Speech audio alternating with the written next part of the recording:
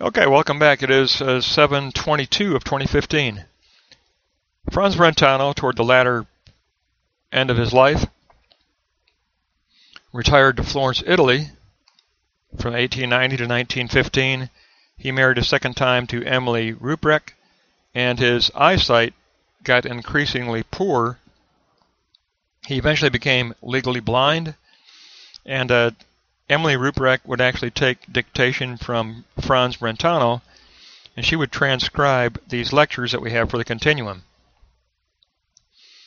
And the first lecture we're going to look at was given around 1914, 3 years before Brentano died in 1917. So this is the very mature thought of Brentano, but more importantly, it's almost the teaching of a sage who's just teaching out of his own self-consciousnness, his own understanding that he has acquired through all of the years of his career, and he's passing on that wisdom to his listeners. And it is an oral presentation. It's a speech. And his wife, Emily, actually transcribes the notes for us. And we're able to get this very latter, reflective, sage-like teaching from Brentano from 1914. This particular lecture was actually entitled The Continuum. And while remembering what we learned from the introduction, we're going to take a look at the first two moments. And under the sensate primary objects, we're presented with a sensate event. And this is all going to address the spatial in the first moment. And it's enclosed within a spatial boundary which belongs to a coincidence of spatial boundaries. We perceive the holistic spatial enclosure through what Brentano called unitary intuition. We observe all primary objects as belonging to a corresponding continuous spatial manifold. And so in this dimension, we actually perceive a manifold of a distributed phenomenal group of qualities that are enclosed within a spatial boundary. It's a distribution, a manifold distribution of things, all enclosed within a spatial overarching boundary.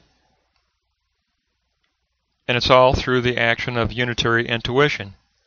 So if we move into the realm of a psychical presentation of secondary objects, we can look at that work of unitary intuition and how we determine that boundary.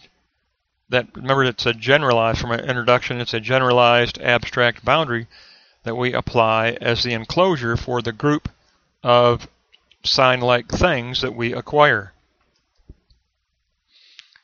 Well, Brentano says we form an abstraction for the boundary of qualities enclosed within the continuous boundary and its continuum.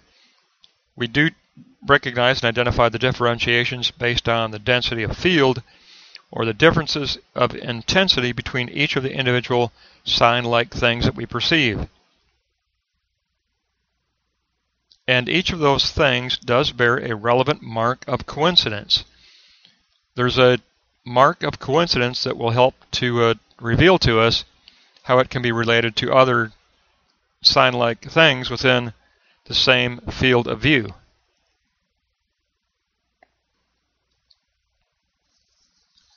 So it's this mark, it's this relevant mark that's going to be presented to us in this realm of secondary object presentation. The first secondary object we get is the relevant spatial mark. But understand here we're talking about the spatial continuum. When he first uses the word continuum, it's spatial continuum, which a better term would be spatial continuity. So the first psychical presentation of a secondary object that we get is the secondary object of relevant spatial mark. Relevant spatial mark that presents to us that this object is a shared object. This sign-like thing is a shared sign-like thing that will be a part of an inclusive boundary that will be an overarching, all-inclusive boundary that encloses a manifold distribution of sign-like things of different qualitative intensity. Now, this spatial boundary is composed of categories and it's composed of subsystems. within the holistic relevant boundary, the relevant holistic overarching boundary that encloses all of the sign-like things. So there are secondary spatial continua that exist within the boundary of the primary spatial continua. So each individual boundary of continua, each thing always exists as belonging to a boundary of larger dimensions. So a continuous spatial boundary encloses a group of individual spatial boundary that belong to the same temporal continuum. So he does mention the temporal here just to let us know that this overarching spatial boundary that we've given a general name to, or an abstract name to, is a overarching boundary that encloses a group of individual sign-like things, and these sign-like things are primary and they abbreviate secondary concepts. So you've got categories, you've got categorical sign-like things, and you have conceptual sign-like things, and the categorical sign-like things abbreviate and enclose conceptual sign-like things that are subordinately enclosed under them, and then each of the primary categories is interrelated to each other within that external overarching boundary that encloses all of the individual sign-like things. So the best way to think about it is that it's a categorical model. It's a model of categories, but the categories have a lot of parts. They have a lot of subordinate parts. They have subsystems under them. But the model is a model of categories that are interrelated to each other. They are individual spatial continua, but they participate in a larger holistic continuity that we've given an abstract generalized name to. We've actually identified it because we have ascertained that there are relevant marks on all of the individual categories within our perceived view. And so each of these individual sign-like categories, possesses a relevant mark of how it can be shared. It possesses the relevant mark of sharing. And so we add up the relevant mark of sharing with the next thing's relevant mark of sharing, with the next thing's relevant mark of sharing. And we get a picture of the overarching spatial continuum, the spatial continuum that encloses all the individual thing parts. Remember, they're things to Brentano, so it encloses all of the thing parts. The individual thing parts are enclosed within this spatial continuum. There is a primary spatial continuum, but the primary spatial continuum is being directed by something of greater power, and that is the secondary temporal continuum, which Brentano will introduce shortly. But there is going to be a temporal continuum that is the directional force that will empower and direct the primary spatial continuum. But the primary spatial continuum is very much a continuum of spatial categories that are interrelated to each other, that abbreviate an entire group of concepts. Each category abbreviates a group of subsystems, a group of concepts, but to get the picture, we can just actually take a look at our interrelated model of categories and take a look at the relevant mark of sharing that each one of those major categories carries, and then combine those together to get our picture of the spatial continuum, primary spatial continuum. Now, Brentano goes on to say that the spatial boundaries are dynamic and unfinished. The introduction talked about pleirosis, that filling of content. Well, that filling of content is dynamic. It's unfinished. The categories aren't completely maturely refined to their very best content as yet. They're dynamic. They're moving forward. And the subsystems abbreviated under the categories have not reached their most mature content as yet. They're moving forward. So every single sign, every single category is dynamically working on its content. It's dynamically working on its pleirosis filling of content. That remains dynamic and unfinished.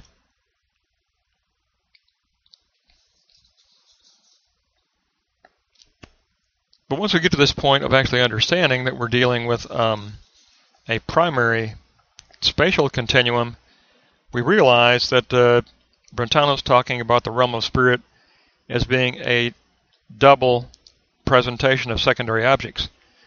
There is a double continuum that comes to the forefront at this point. So a double continuum presents itself to us here. We have the primary continuum of the differences of place. That's the differences of spatial place within the spatial boundary. Each thing is distributed in a particular place, its own difference of place, and it contains its categories and its subsystems.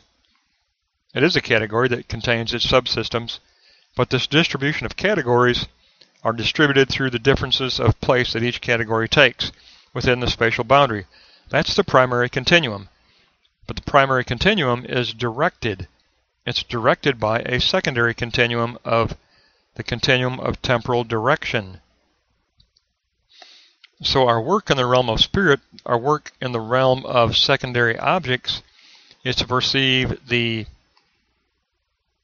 relevant mark of the spatial enclosure, and then the secondary continuum of temporal direction.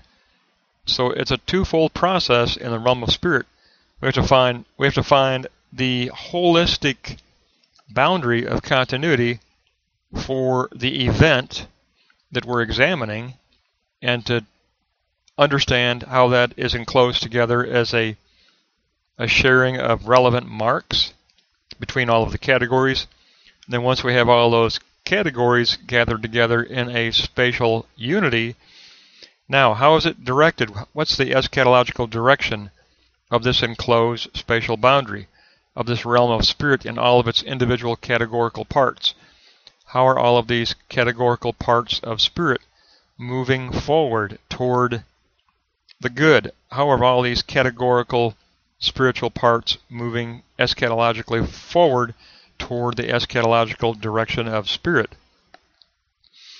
And that's the secondary continuum that we need to grasp.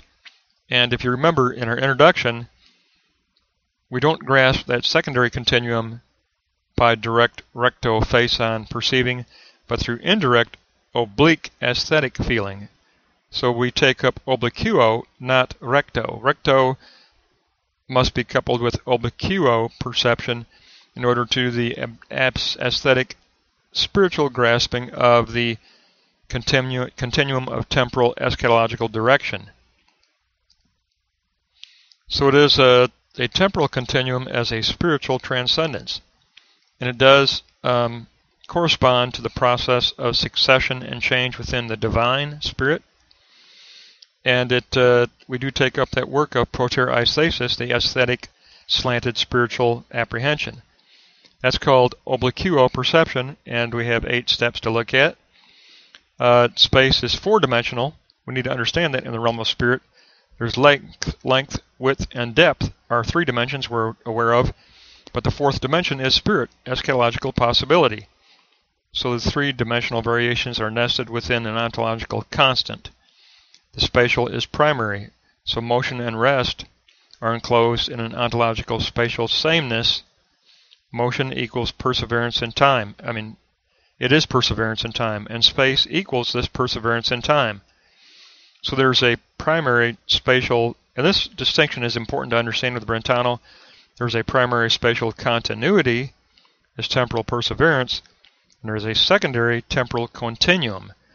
So spatial reality is continuity, temporal reality is true continuum. So that's the difference. There is a primary spatial continuity and a secondary temporal continuum of eschatological direction for that spatial continuity that we have formed and recognized as a secondary object. So the primary presentation leads to a secondary presentation of the marks of the secondary temporal continuum.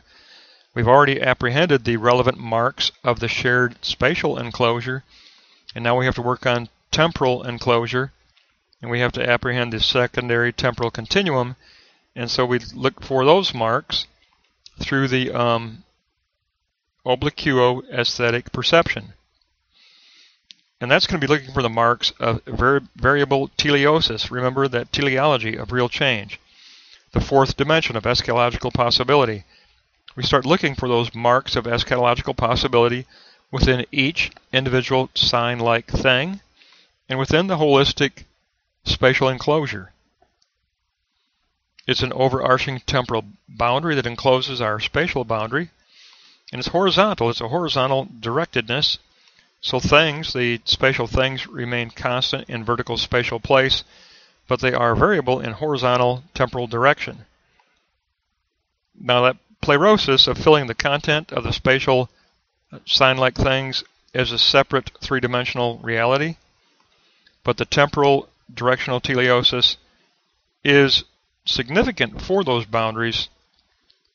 However, the pleirosis is a separate activity of filling content, even though the teleosis will affect it in the way that a sign can affect content.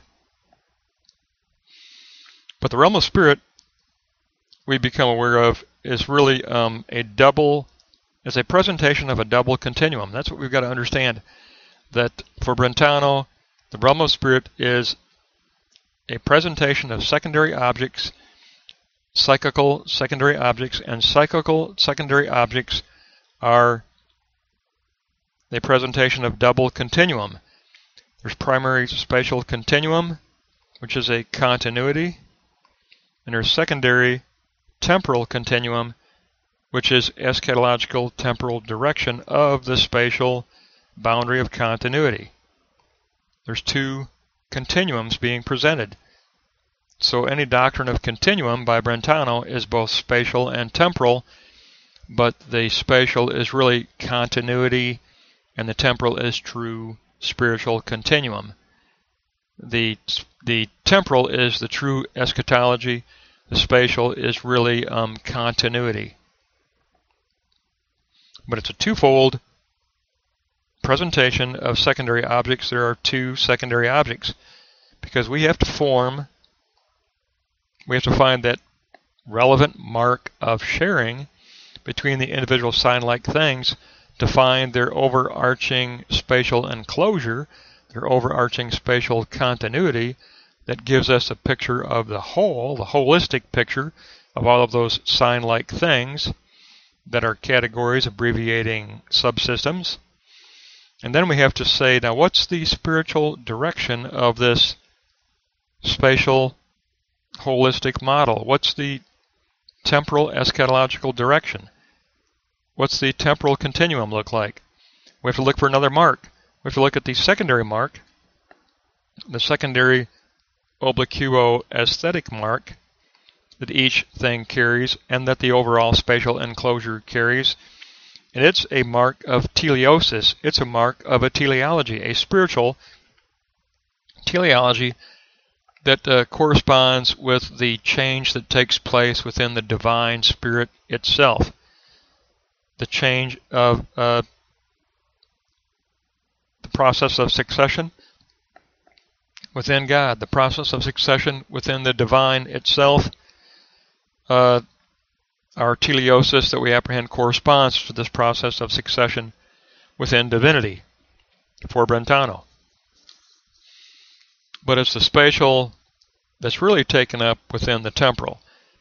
It's the spatial continuity, overarching continuity taken up within the temporal, eschatological, divine, and spiritual trajectory and eschatology and teleology, which we form as a cyclical internal teleosis. Remember, he uses teleosis rather than teleology because he wants to concentrate on what's going on in the psychical mind. And so it's teleosis. We're looking for marks of teleosis in our external reality, the marks of the true eschatological direction of spirit and that directedness of spirit is available if we are taught and if we have learned to perceive that spiritual directedness, but we do it through an obliquo type of apprehension, an obliquo slanted type apprehension, not the recto face-on intuitive, but the obliquo slanted, more reflective, analytic type apprehension. The spiritual apprehension is obliquo indirect, but it is obliquo analytic as well. It's obliquo indirect and analytic. And we take up that obliquo analytic perspective and we can perceive the secondary continuum that really drives and directs the primary spatial continuum. So whenever Brentano discusses continuum, it is not one-dimensional, it is a time-space continuum, but a better depiction, I think, is a time-place continuum. Because the first continuum is really about the distribution of place. So for me, it's a better way to say it as a time-place continuum. We first define that distribution of the manifold distribution of differences in place between interrelated individual sign-like things. We mark out place. It is a work. It is a work of secondary cyclical apprehension. But then place moves on to temporal direction. So it's really a time-place continuum, not a time-space continuum. It's a time-place continuum for Brentano. If you say time-place, then it really does emphasize the cyclical more than it does the objective, and that's what Brentano wants to do. So I prefer to call it a time-place continuum. And that's a lot of information. That's tons. That's tons of information. But that's going to give us our first look at the first essay on the double presentation of continuum by Brentano in 1914, dictated to his wife Emily. And thank you, Emily, for the tremendous sacrifice and heartfelt work of working with Franz to get this lesson to us. That'll wrap up our first look